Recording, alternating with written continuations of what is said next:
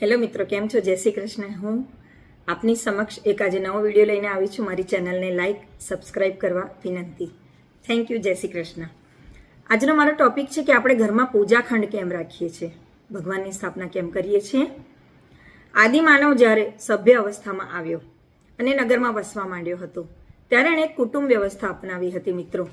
કે કુટુંબ આવ્યું એટલે એના અલગ અલગ ભાગ પડ્યા. ઘર આવ્યું એટલે બેઠક ખંડ, શયનખંડ, ઓસરી, નાવા ધોવાનું જગ્યા વગેરે.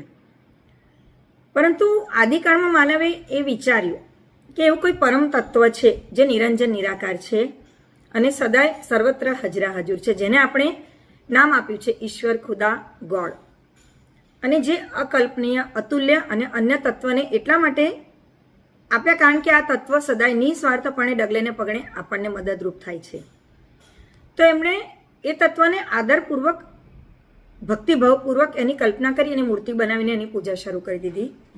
ઘરમાં બધી સગવડ હોવા છતાં દરેક ખંડમાં પોતાના માટે એમણે જગ્યા રાખી હતી આદિમાનવે. તો ભગવાન માટે કેમ નહીં, એવું વિચારીને ભગવાન માટેનું એક રૂમ, નાની જગ્યા બનાવવાનું નક્કી કરીને એમણે એક પૂજાખંડની રચના કરી. એક સાદો સીધો પાટલો, એના પર સ્થાપના. ત્યાર પછી જેમ જેમ સમય આગળ વધતો ગયો તેમ ગૃહ સુશોભન, સ્થાપત્ય એ બધું સાથે થઈને આધુનિક રીતે પૂજાખંડ બનવા માંડ્યા. પરંતુ આ બધા વિકાસમાં તબક્કાઓમાં માનવી પ્રભુને ભૂલ્યો નથી અને ઘણા ઘરોના સમૂહ વચ્ચે એને મંદિરની સ્થાપના, રચના કરી. પરંતુ સાથે સાથે પોતાના ઘરમાં પણ સુંદર ગોખ બનાવી એમાં પ્રભુની છબી અથવા મૂર્તિની સ્થાપના પણ કરેલી. વાસ્તુશાસ્ત્રની શોધ બાદ ઘરમાં પૂજાખંડ હોવો જોઈએ એવી માન્યતા પ્રબળ બની. જે લોકોએ વાસ્તુ પ્રમાણે ઘર બનાવ્યા, પ્રભુ માટેનો અલગ ખંડ ઘરના માલિકની જન્મકુંડળી મુજબ દિશા નક્કી કરી બનાવ્યો.